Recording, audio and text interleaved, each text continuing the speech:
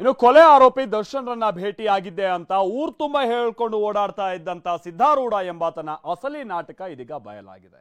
July 8ನೇ ತಾರೀಕಿನಂದು ಸಿದ್ಧಾರೂಢ ಮತ್ತು ದರ್ಶನ್ ಭೇಟಿಯಾಗೇ ಇರಲಿಲ್ಲ ಅಂತ ಜೈಲಾಧಿಕಾರಿಗಳು ರಿಪೋರ್ಟ್ ಕೊಟ್ಟಿದ್ದಾರೆ. ಇನ್ನು ದರ್ಶನ್ ಮನೆ ಊಟಕ್ಕಾಗಿ ಸಲ್ಲಿಸಿರುವಂತ ಅರ್ಜಿಯ ವಿಚಾರಣೆ ನಾಳೆ ನಡೆಯುತ್ತೆ.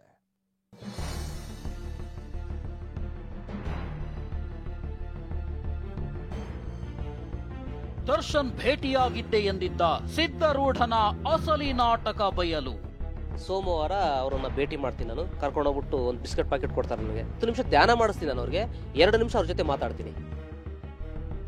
ಅಕಟ ಸುಳ್ಳನ್ನೇ ಹೇಗೆ ಮುಖ ಹೊಡೆದಂಗ್ ಹೇಳ್ತಿದ್ದ ನೋಡ್ರಿ. ದರ್ಶನ್ ಭೇಟಿಯಾಗಿದ್ದಂತೆ 12 ನಿಮಿಷ ಮಾತನಾಡಿಸಿದ್ದಂತೆ, 10 ನಿಮಿಷ ಧ್ಯಾನ ಹೇಳ್ಕೊಟ್ಟಿದ್ದಂತೆ. ಕೇಳಿದ್ರೆ ನಿಜವೇನೋ ಅನ್ಬೇಕು. ಆದ್ರೆ ಈ ಸಿದ್ಧಾರೂಢ ಅನ್ನೋ ಈ ಮನುಷ್ಯ ಹೇಳ್ತಿರೋದಲ್ಲ ಸುಳ್ಳು ಅನ್ನೋದು ಈಗ ಬಯಲಾಗಿದೆ. ಅದೇನು ಅನ್ನೋದನ್ನ ವಿವರವಾಗಿ ಹೇಳ್ತೀವಿ. ಅದಕ್ಕೂ ಮುನ್ನ ಸಿದ್ಧಾರೂಢನ ಸುಳ್ಳಿನ ಕಂತೆಯನ್ನ ಮತ್ತೊಮ್ಮೆ ಕೇಳಿಸ್ಕೊಳ್ಳಿ.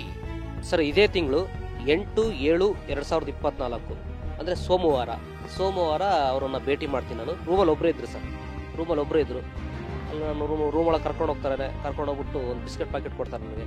ಬಿಸ್ಕೆಟ್ ಪ್ಯಾಕೆಟ್ ತಿಂತೀನಿ. 10 ನಿಮಿಷ ಅವ್ರ ಹತ್ರ ಇರ್ತೀನಿ ಸರ್ ನಾನು. 10 ನಿಮಿಷ ಅಂದ್ರೆ 10 ನಿಮಿಷ ಧ್ಯಾನ ಮಾಡಿಸ್ತೀನಿ ನಾನು ಅವ್ರಿಗೆ. 2 ನಿಮಿಷ ಅವ್ರ ಜೊತೆ ಮಾತಾಡ್ತೀನಿ ಅಷ್ಟೇ. 12 ನಿಮಿಷ ಅವ್ರ ಜೊತೆ ಇದ್ದೀನಿ ಸರ್ ಅಷ್ಟೇ. ಈತನ ಹೆಸರು ಸಿದ್ಧಾರೂಢ. ಕೊಲೆ ಕೇಸ್ನಲ್ಲಿ ಜೈಲು ಪಾಲಾಗಿದ್ದ ಈತ ಬಳ್ಳಾರಿ ಜೈಲಿನಲ್ಲಿದ್ದ. ಜುಲೈ 7ರಂದು ಬಳ್ಳಾರಿಯಿಂದ ಪರಪ್ಪನ ಅಗ್ರಹಾರಕ್ಕೆ ಶಿಫ್ಟ್ ಆಗಿದ್ದ. 8ನೇ ತಾರೀಕು ದರ್ಶನ್ ಭೇಟಿಯಾಗ್ತಿದ್ದಂತೆ ಜುಲೈ 9ಕ್ಕೆ ಸನ್ನಡತೆ ಆಧಾರದಲ್ಲಿ ಬಿಡುಗಡೆಯಾಗಿದ್ದ.